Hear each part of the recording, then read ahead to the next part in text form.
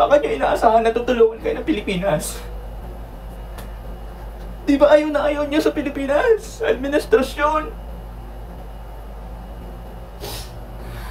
Tapos sisisihin nyo ang ICC. Ngayon pinipressure nyo yung mga judge. Ang hirap maging DDS. Ano daw? Ganon, di ba?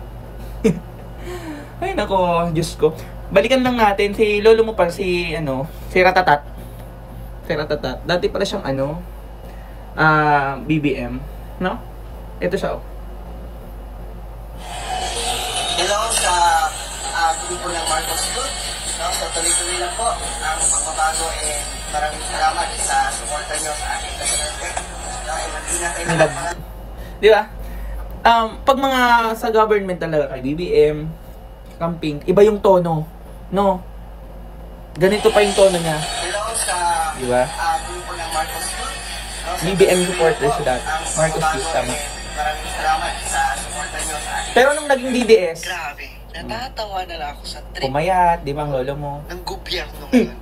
The day nung rally sa Hong Kong. Galit na siya sa Ayun BBM. naman yung araw na ewan ko anong trip ng gobyerno. Alam mo guys, wala namang substance tong si Ratatat. Wala naman siya talagang substance. When it comes to concept, context. Alam niyo kung bakit to nag-DDS? Kasi alam niya na to na highest level ang bilang ng mga DDS. So pag nag-DDS siya, marami siyang makukuhang supporters, di ba? Meron na nga siyang ngayon parang business na hinikayat kayo. So hopefully hindi siya alam niyo na yun. Di ba? Tapos ngayon, kinasuhan na siya ni sinampulan na siya ni attorney Conti, di ba? Conti lang. Medora ka kasi. Nakakagigil ka. Ratatat na to. Kaya pala, Lord, sinahanap ko account mo, di ko na Ito pa. makita. Yeah! Eh? And of course, another TikTok account ko na naman to. But it's okay. That's life. No? What's more important, kilala niyo naman ako. Mukhang buka pag talaga. nahanap niyo ulit itong video na to, follow na lang po kayo ulit, mga Lords, for more videos po. And help me po na i-copy link itong video para kumalat. Medora ka. Sabi niya, bilis ng panahon, dating sinisiraan si Kakamping. Ngayon, Real talk siya dito. sabi niya, bilis ng panahon, dating sinisiraan si Kakamping. Ngayon, si PBBM naman. May something talaga siya. Hanapin mo sa video ko na sinisiraan ko si PBBM. Maria, Maria, Maria. Alamin mo muna anong kaibahan ng paninira sa pagpapahayag at pagbibigay ng Yung palang sa sinasabi mong Gay! Diba yung mga grabe-grabe ka na sinasabi? Grabe daw sinasabi mo si BBM.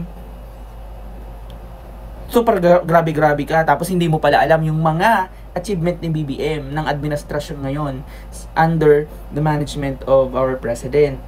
Sinisiraan mo na kasi automatic naman ang daming naniniwala sa'yo. Bakit ka ba ganyan? Ratatat.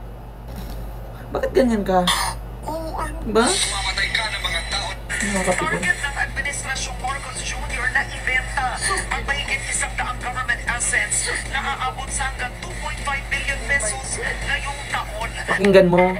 Suskino. Super cut, no? Super cut yung video.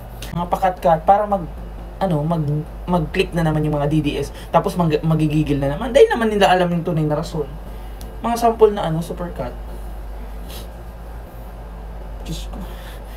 Aray! Charot. Mahilig talaga sa mga fake news yung mga DDS. Di ko alam ba't ganyan sila, no? Pero may sabihin siya dito, Kung magbibenta na, bakit magbibenta ng mga asset, Mr. President? Inuna mo yung mga reserve golds na hindi naman namin alam at hindi naman alam ng mga Pilipino saan napunta ang pera, saan napunta at ano ang actually, yung binibenta ng Philippines or balak ibenta, actually, the virtue of hoarding, alam niyo yun, kapag mataas naman na ang bentahan, hindi naman sinabing bibenta para lang gastusin kung saan-saan, di ba? Kaya nga ang nakaka-bad trip sa mga DDS na to, super cut yung mga nila, super cut yung mga video nila. Tingnan mo siya, pero very one-sided. Di niya pa nga pinapakinggan yung tunay na or kabuuan ng o di ba? Search natin balak.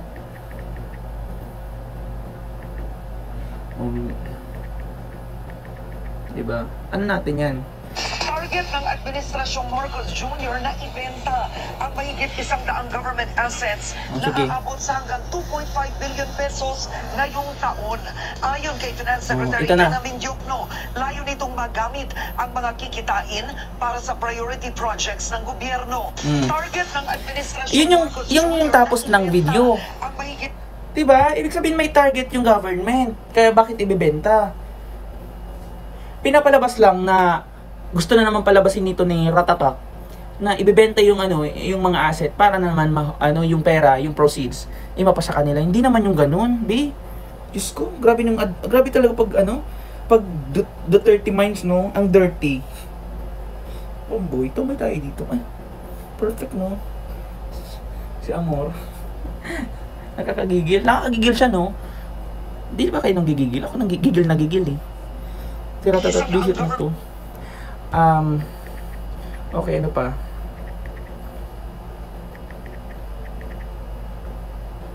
Okay.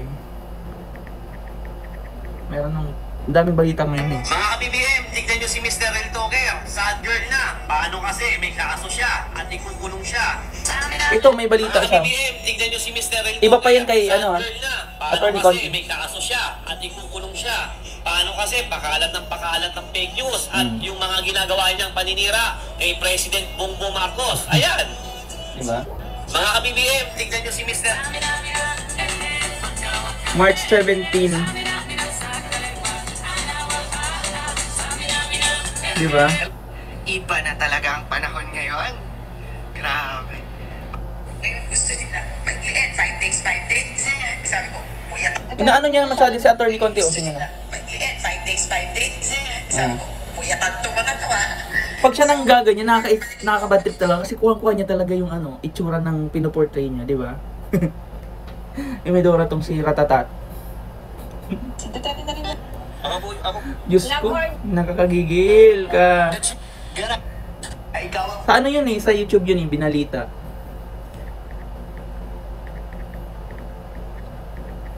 Paano ba naman, yung nilagyan ng sungay? No way. Kaya to kay, kay Cristina Conte, Sir Ken. ni Cristina Conte ng ICC. Mm. Pwede bang malaman ang pangalan ni Rel Toker at address para mapadalhan ng subpoena? Perfect. Ang ginawa niya dito, girls and boys, nilagyan niya ng sungay. Yung quotation na, yung memes ni mga sinabi lang ni attorney. Anyway, marami pa tayong pag-uusapan. Nakakagigil ako kasi